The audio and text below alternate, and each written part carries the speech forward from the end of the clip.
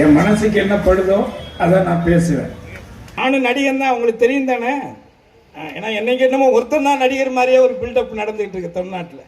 ஒரு மிகச்சிறந்த ஒரு மனிதர் எனது அண்ணன், உங்களுடைய சட்டமன்ற உறுப்பினர் சுதர்சனம் அவர்கள். இவரை போன்றவர்கள் தான் பொது வாழ்க்கைக்கு தேவை. அவர் பெரிய கோடீஸ்வரர், உங்களுக்கு தெரியல, அவர் பெரிய பண்ணையார். மாம்பழம் சின்ன எங்கே இருக்குங்கிறது பிரச்சனை இருக்கு, ஆனால் மாம்பழம் இவர்கிட்ட தான் இருக்கு. அதை முதல்ல நீங்க புரிஞ்சுக்கணும். தளபதி எத்தனையோ திட்டங்களை கொடுத்துருக்காரு. அத்தனை திட்டங்கள்லையும் எனக்கு ரொம்ப பிடிச்ச திட்டம் என்னன்னு கேட்டீங்கன்னா, இந்த காலை உணவு திட்டம் இருக்குல்ல, அது எனக்கு ரொம்ப பிடிச்ச திட்டம். ஏன்னா நான் பள்ளி காலங்களில் எங்க அப்பா சாதாரண டீ கடை வச்சிருந்தார். குருவிக்கரம்பை, தஞ்சாவூர் மாவட்டத்தில் பேராணி பக்கத்தில் ஒரு டீ கடை வச்சிருந்தார். அன்னைக்கு டீ சக்கரை டீ 10 காசு, சீனி டீ 15 காசு. டிஃபன் எங்கள் அப்பா சகலகலா master. Tiffin tea, idli, bonda, parotta, bajji, அது இது, பிரியாணி, கோழி குழம்பு, மட்டி, இப்படி எல்லாமே செய்வார். ஆனால் ஒரு சின்ன கீத்து கொட்டாய் தான். அந்த இடத்துல எங்களை வளர்த்தார் அவர். அப்போ எங்களுக்கு 5ஆம் வகுப்பு நான் படிக்கிற வரைக்கும் பார்த்தீங்கன்னா, பக்கத்தில் ஆரம்ப பள்ளியில் அந்த உப்புமா போடுவாங்க, கோதுமை உப்புமா. அதில் பார்த்தீங்கன்னா அந்த புழுவா செத்தி கிடக்கும். அதில் அப்படி தான் இருக்கும் அந்த இது.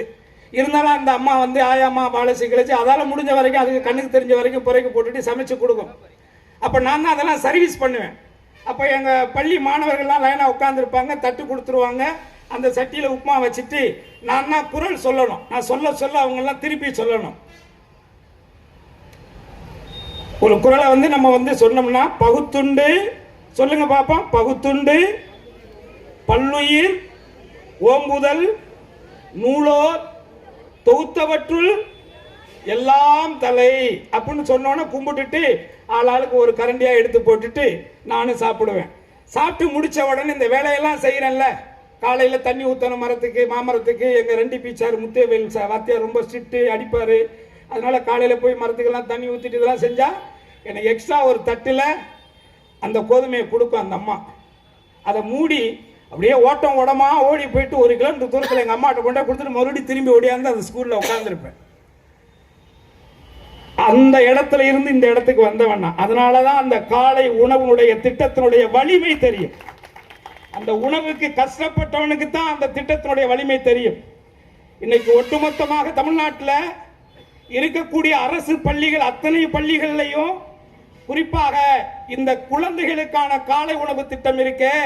இது இன்றைக்கு கனடாங்கிற நாட்டில் அங்கே இருக்கக்கூடிய ஒரு சிட்டியில் இந்த திட்டம் செயல்படுத்தப்பட்டிருக்குன்னா, இன்றைக்கு ஒட்டுமொத்த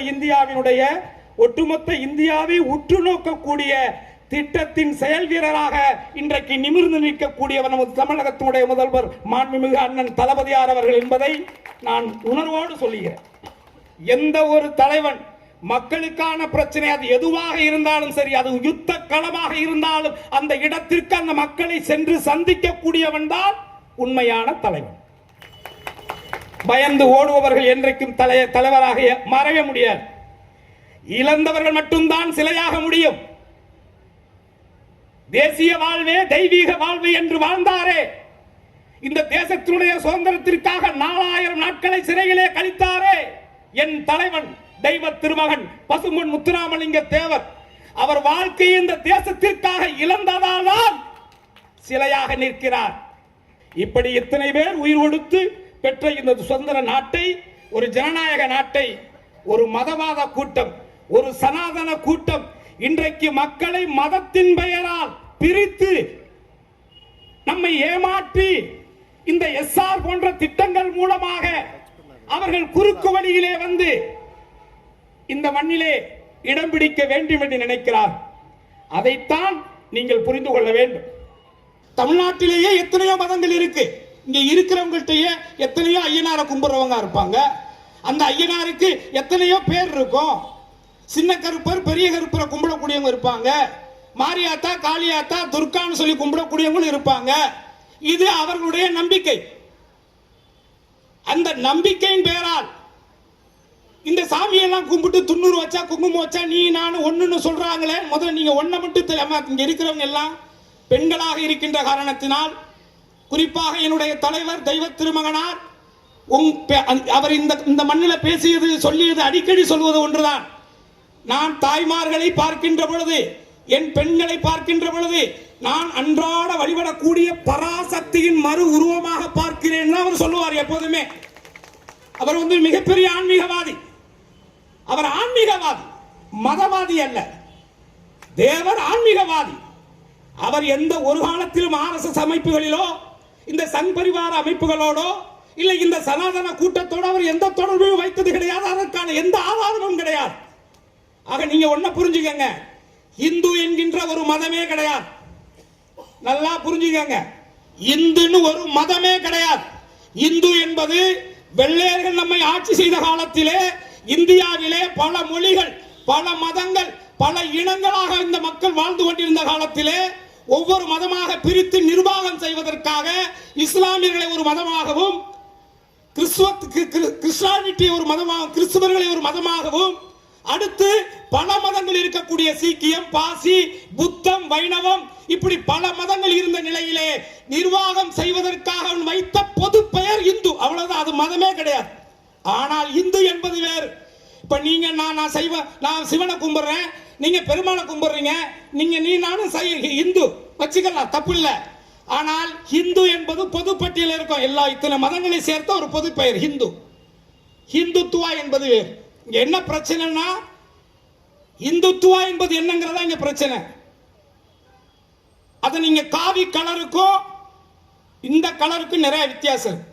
தயவு செஞ்சு நீங்க அதை தான் புரிஞ்சுக்கணும். பார்ப்பனர்கள், குறிப்பாக ஆரியர்கள், பார்ப்பனர்கள் மணியடிக்கும் போதே அவர் சொல்ற மந்திரம் கடவுளுக்கும் புரியாது, உனக்கும் புரியாது, எனக்கும் புரியாது. என்ன நல்லா புரிஞ்சுக்கங்க, எந்த கடவுளுக்கும் அந்த மந்திரம் புரியாது.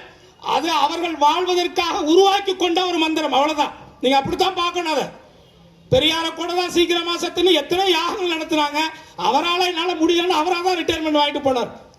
அதனால இங்க இது எல்லாம் நீங்க கேளுங்க, அதுக்குள்ள போனா நம்ம நிறைய பேசலாம், அது தேவையில்லை. ஆனால் நீங்க ஒன்ன மட்டும் புரிஞ்சுக்கணும், இந்து மதம் என்கின்ற பெயராலே இந்த தமிழ்நாட்டிலே எத்தனையோ ஆயிரக்கணக்கான ஆண்டுகளாக மதங்களை பார்க்காமல் மனிதநேயத்தை மட்டுமே பார்த்து பழகிக்கொண்டு இணக்கமாக இருக்கக்கூடிய இந்த சமூக கூட்டத்தை இந்த RSS சங் பரிவார கூட்டங்கள் உள்ளே புகுந்து உன்னையும் என்னையும் எதிரியாக்கி அதற்குள்ளே மணியடிக்க பார்க்கிறார்கள் என்பதை மட்டும் நீங்கள் புரிந்து கொள்ள வேண்டும்.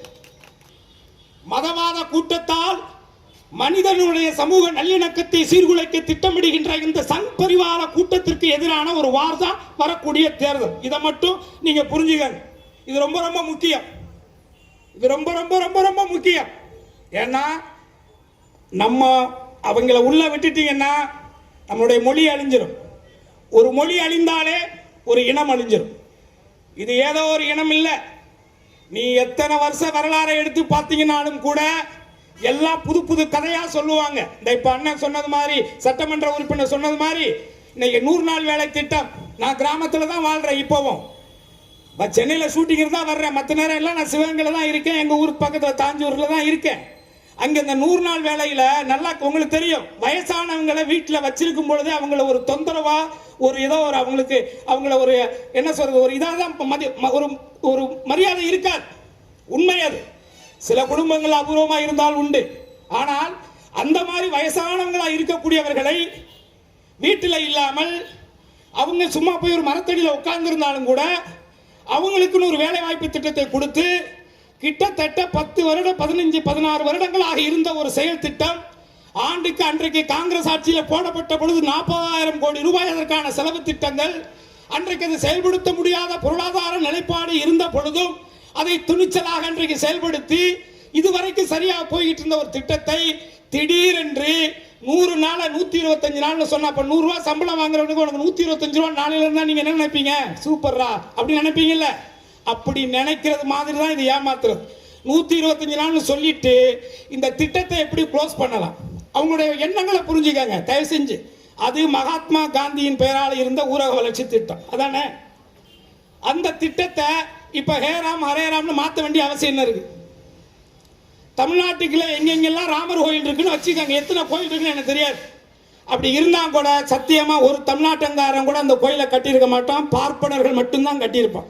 அதுல ஒரு மாற்று கருத்தே கிடையாது. ஆக ஒரு மகாத்மா காந்திங்கிறவர் இந்த தேசத்திற்காக உழைக்கலையா? கஷ்டப்படலையா? எத்தனை அற போராட்டங்களை கையில் எடுத்தாரு? ஒரு மிகப்பெரிய ஒரு நாட்டு ஒரு ஜனநாயக நாடை உருவாக்குறதுக்காக அவர் எவ்வளவு கஷ்டப்பட்டாரு. அவரும் மணி அடிக்கிறவர் தான். ஆனால் இங்க பிரச்சனை அது கிடையாது. அவர் பார்ப்பனராங்கிறதெல்லாம் இங்க பிரச்சனை கிடையாது. அவர் ஆரியராங்கிறதெல்லாம் இங்க பிரச்சனை கிடையாது. ஆனால் அவர் இந்த நாடு எந்த காலத்திலும் மனித நல்லிணக்கத்தோடு இருக்க வேண்டும், பிரிவினவாதத்திற்கு இடம் கொடுக்க மாட்டேன்னு ஒன்னு சொன்னார் பார். அவரை யார் சுட்டு கொண்டது? மகாத்மா காந்திங்கிறவர். நம்மளாம் மனுஷங்க தான், சோறுற சாப்பாட்டில் உப்பு போட்டு தான் சாப்பிட்றோம். அந்த உப்புக்கு கொஞ்சமாவது நன்றி இருக்கணும் இந்த தேசத்திற்கா. அதனாலதான் மகாத்மா காந்தின்னு அவருக்கு ஒரு பேர் இருக்கு. காந்தி அவர்களுக்கு பிடிக்காது. ஏன்னா காந்தி, தேவர், வாவு சிதம்பரம் பிள்ளை, இது போன்ற எண்ணற்ற பேர்கள் எல்லாம் இந்த மண்ணுக்காக, விடுதலைக்காக கஷ்டப்பட்டு உழைச்சி செத்து சுண்ணாம்பானவங்க. ஆனா இந்த தேசத்திற்காக ஒரு சுண்டு விரல்ல இருக்கிற நெகத்தை கூட கிள்ளி போடாத ஒரு கூட்டம் தான் இந்த RSS கூட்டமும், இந்த சனாதனத்தை தூக்கி பிடிக்கக்கூடிய இந்த ஆரிய கூட்டம். எந்த ஒன்று இந்த மண்ணுக்காக எதையுமே இழக்காமல் இன்னைக்கு ஒட்டுமொத்த மக்களை உட்கார வச்சு மணி அடிக்கணும்னு ஆசைப்படுறாங்களே, அதை மட்டும் நீங்க புரிஞ்சுக்கங்க. இன்னைக்கு நான் வெளிப்படையாகவே சொல்றேன், ஒட்டுமொத்த தமிழ்நாடுல, ஒட்டுமொத்த இந்தியாவே இன்றைக்கு உற்று நோக்கக்கூடிய ஒரே மாநிலத்தினுடைய தலைவர் அண்ணன் மு.க. ஸ்டாலின் தான். அதுக்கு காரணம் என்னன்னு சொன்னால், அதற்கான காரணம் என்னன்னா சித்தாந்த அரசியல், கோட்பாடு, கொள்கை. அவர் அன்றைய காலத்திலிருந்து பேரறிஞர் அண்ணா அவர்கள் உருவாக்கிய திராவிட முன்னேற்ற கழகத்தில் இருந்து இன்றைக்கு இருக்கக்கூடிய துணை முதல்வராக இருக்கக்கூடிய அருமை சகோதரர் உதயநிதி ஸ்டாலின் வரைக்கும் வா போட்டு பாப்போம்னு கூப்பிடுறாங்கல்ல. ஒருத்தருக்கான்னு சொல்லுங்க நீங்க, ஒட்டுமொத்த இந்தியாவில் ஒரு முதலமைச்சர் வாடா போட்டு பார்த்தல வான்னு கூப்பிடுறாருல. ஏன்னா நம்மளுடைய இதுதான் நம்மளுடைய சித்தாந்தம், இதுதான் நம்முடைய மண், இதுதான் நமது கொள்கை. அந்த அடிப்படையில் தான் அவர் சொல்றார். ஆக இந்த மாதிரியான சூழல் வரக்கூடிய சூழல்ல நீங்க நல்லா புரிஞ்சுக்கங்க. சகோதரர் சாதி கூட சொன்னார், எடப்பாடி அது டெட் பாடி, அது முடிஞ்சு போச்சு, இனிமே அதை பத்தி நம்ம பேச வேண்டிய அவசியம் இல்லை. ஏன்னா அந்த கட்சி என்ன உருவாக்குனது எடப்பாடி எல்லாம் கிடையாது, எடப்பாடியோ டிடிவி எல்லாம் கிடையாது. என்னை உருவாக்குனது புரட்சி தலைவி அம்மா. அவங்க தான் என்ன சீட்டு கொடுத்தாங்க, நான் நின்னேன், ஜெயிச்சேன். ஓகே, அந்த அம்மா செத்துட்டாங்க, என் வாழ்க்கையும் போச்சுட்டு அதோட வந்துட்டேன். ஏன்னா அதுக்கப்புறம் இவங்க ஏதாவது செய்வாங்கன்னு பார்த்தேன், எதுவும் செய்யல. செய்வாங்கன்னா எனக்கு செய்வாங்களான்னு நினைச்சிடாதீங்க. நான் எச்ச சோறுலாம் சாப்பிடவே மாட்டேன், கஞ்சி சோறா இருந்தாலும் உழைச்சி தான் சாப்பிடுன்னு நினைப்பேன். அது என்னுடைய கேரக்டர். ஆனால் நான் எதிர்பார்த்தது, அண்ணா திராவிட முன்னேற்ற கழகம் எந்த காலத்திலும் ஒரு முறை நான் தவறுதலாக பிஜேபியோடு கூட்டணி வைத்து விட்டேன், என் வாழ்நாளில் இனிமேல் அது நடக்காதுன்னு சொன்னாங்க அம்மா. ஆனா எடப்பாடி என்ன பண்ணார்?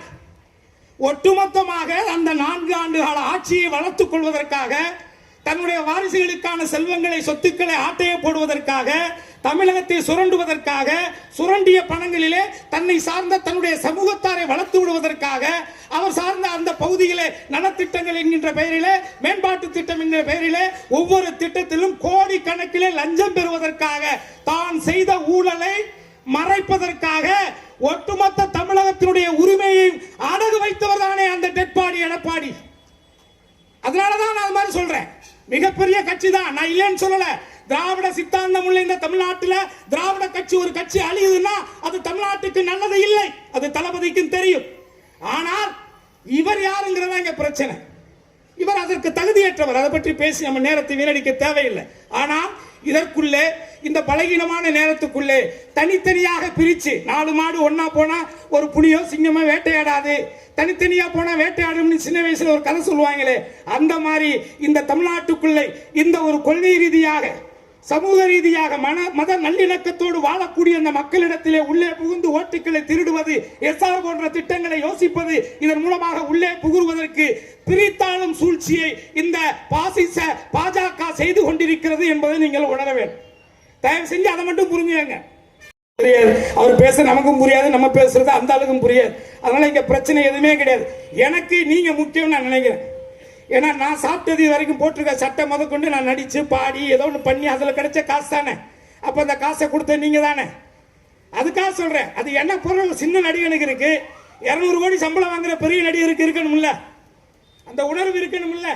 நம்ம கண்ணெதிரிலேயே நம்ம அப்பாலாம் தலைவர் கலைஞர்கிட்ட தானே போய் நின்னாரு, அவர் மூலியமா தானே நம்ம எல்லாம் உருவானோம், வளர்ந்தோம், நம்ம பிள்ளையெல்லாம் அப்படித்தானே டெவலப் பண்ணி கொண்டு வந்தோம்.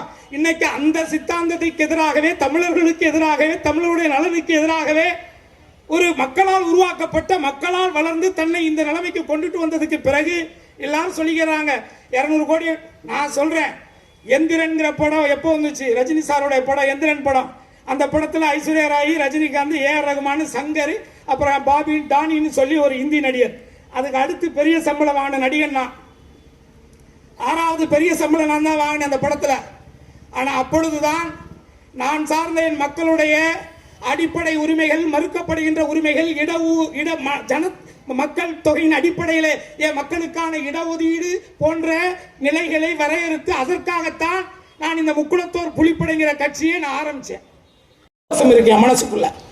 அப்ப அந்த அடிப்படையில் 200 கோடி ரூபாயை விட்டுட்டு ஒரு நடிகர் வர்றாரு, அவர் நினைச்சா ஆல்ரெடி தான் உங்ககிட்ட 2000 கோடி இருக்கேப்பா.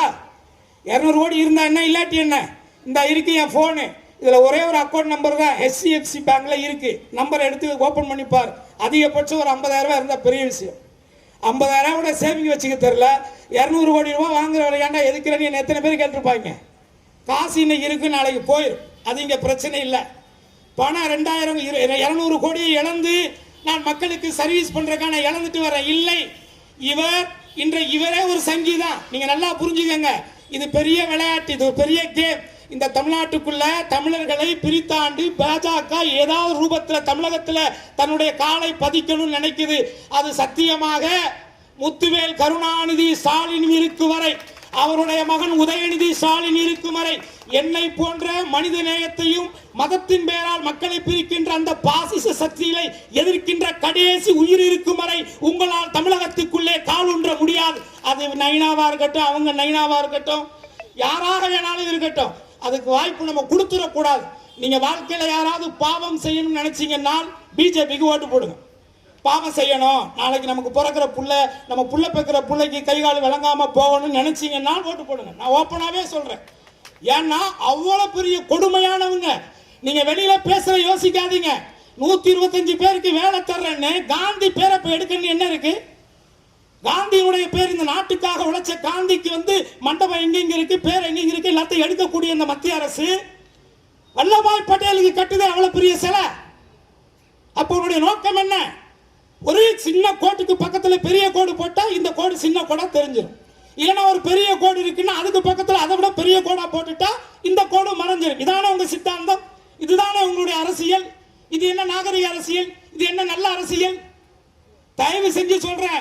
என்ன, கடற்தாமரை வந்துச்சுன்னா குல நாசமாகும், படர்தாமரை வந்துச்சுன்னா உடல் நாசமாகும், தாமரை வந்துச்சுன்னா தமிழ்நாடு நாசமாகும். நான் பாராளுமன்ற தேர்தலில் சொன்னேன். அதைத்தான் திரும்பவும் நான் சொல்றேன். ஆகவே இங்க தேவை நமக்கு மக்களுக்காக வேலை செய்யக்கூடிய, மக்களுடைய நலன்களுக்காக யோசிக்கக்கூடிய, மக்களுடைய சந்ததிகளுக்கான திட்டங்களை யோசிக்கக்கூடிய ஒரு அமைச்சர், ஒரு முதலமைச்சர் வேணும். அந்த முதலமைச்சர் இந்தியாவிலேயே சிறந்த முதலமைச்சராக தன்னுடைய மக்களுக்கான செயல் திட்டங்களை தினந்தோறும் புதிதாக மகளிர் உதவித்தொகையிலிருந்து எண்ணற்ற திட்டங்களை கொடுத்து கொண்டே இருக்கக்கூடிய அருமை அண்ணன் தமிழகத்துடைய முதல்வர் மு.க. ஸ்டாலின் அவர்கள் தான் மீண்டும் முதலமைச்சராக வர வேண்டும் என்பது என்னுடைய விருப்பம் மட்டுமல்ல, ஒட்டுமொத்த தமிழருடைய விருப்பம், தமிழ்நாட்டினுடைய விருப்பம். இந்த நிலையில் அவர் வருகிறார், இவர் வருகிறார், எவர் வேண்டாலும் வரலாம் போகலாம், அது பெரிதல்ல. அவர் எந்த சித்தாந்தத்தோடு வருகிறார், எந்த உள்நோக்கத்தோடு வருகிறார்? 200 கோடியை இழந்து நான் வருகிறேன் என்றால் நான் சொல்லுகிறேன் 2 லட்சம் கோடி சம்பாதிப்பதற்காக வருகிறார். ஆனால் இங்கே எந்த கோடி பெரிசல்ல என்று நினைத்து வாழக்கூடிய, தியாக வாழ்க்கையை வாழக்கூடிய, மக்களுக்கான வாழ்க்கையை வாழக்கூடிய தமிழகத்தினுடைய முதலமைச்சராக மு.க. ஸ்டாலின் அவர்களும் அவருடைய புதல்வராக இருக்கக்கூடிய தளபதியாருடைய தளபதி அன்பு உதயநிதி ஸ்டாலின் அவர்கள் வருகின்ற ஒரு தருணத்திலே தான் நமது உரிமைகள், நமது எதிர்கால சந்ததிகள், இந்த தமிழ்நாட்டிற்கான பாதுகாப்பு, இந்த மாநிலத்துடைய சுயாட்சி சட்ட ரீதியாக பாதுகாக்கப்படும் என்பதை மட்டும் தயவு கூர்ந்து தாய்மார்களாகிய நீங்கள் உள்மனசுல வாங்கிக்கங்க. அதே நேரத்தில் கடந்த முறை அவருடைய பிறந்த நாள் நடந்து ரொம்ப நாளாச்சு. இருந்தாலும் நான் அப்ப எழுதின ஒரு கவிதை, உதயநிதி ஸ்டாலினுக்காக பிறந்த நாள் வாழ்த்து சொல்றதுக்காக எழுதினேன். அன்னைக்கு சேகர்பாபு மீட்டிங்ல நமக்கு பேசுறதுக்கு நேரம் இல்லாம போச்சு. மட்டும் நான் உங்களுக்காக படிச்சு காட்டுறேன். சனாதனத்தை பொசுக்கிய உதய சூரியன், சனாதனத்தை பொசுக்கிய உதய சூரியன் உதயநிதி, பாரத மாதா பங்காளிகளை பந்தாடிய பண்பாளன் உதயநிதி, காவி பேய்களை அடித்து நொறுக்கும் கருப்பு சிவப்பு உதயநிதி, சங்கி எனும் மங்கிகளை இந்தியா முழுவதும் கதறிவிட்ட திராவிட மதி எங்கள் உதயநிதி. கலைஞர் எழுதினார், முழங்கினார் மக்களுக்காக. அண்ணன் ஸ்டாலின் உழைத்தார், உழைத்துக் கொண்டிருக்கிறார் மக்களுக்காக.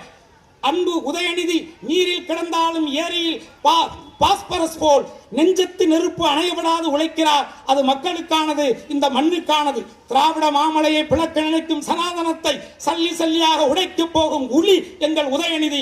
உதய சூரியன் எப்போதும் தேயாது, உதயநிதி வெல்லாமல் போகாது. சூரியனாய் வாழ்க, சூத்திரதாரிகளை சூறாவளியாய் சுழற்றி அடித்து வெல்க வெல்க வெல்க உதய சூரியன் என்று கூறி அவர் பல்லாண்டு நூறாண்டு வாழ வாழ்த்தி வாய்ப்புக்கு நன்றி கூறி விடைபெறுகிறேன். நன்றி, வணக்கம். தம்பி சைகா தம்பி தம்பி ஓர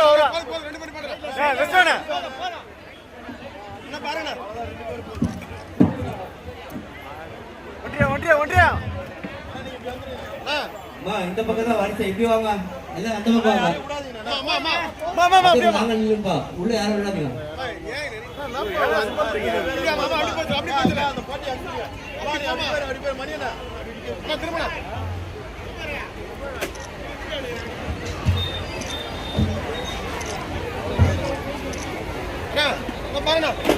ஒருத்தரா வரிசையில வாங்க, எல்லாருக்கும் இருக்கு. தயவு செய்து வரிசையில வாங்க, யாரும் தள்ளாதீங்க, வரிசையிலே வாங்க. மாணவரணி கௌதம் அவர்கள் அனைவருக்கும் நன்றி கூறுவார்.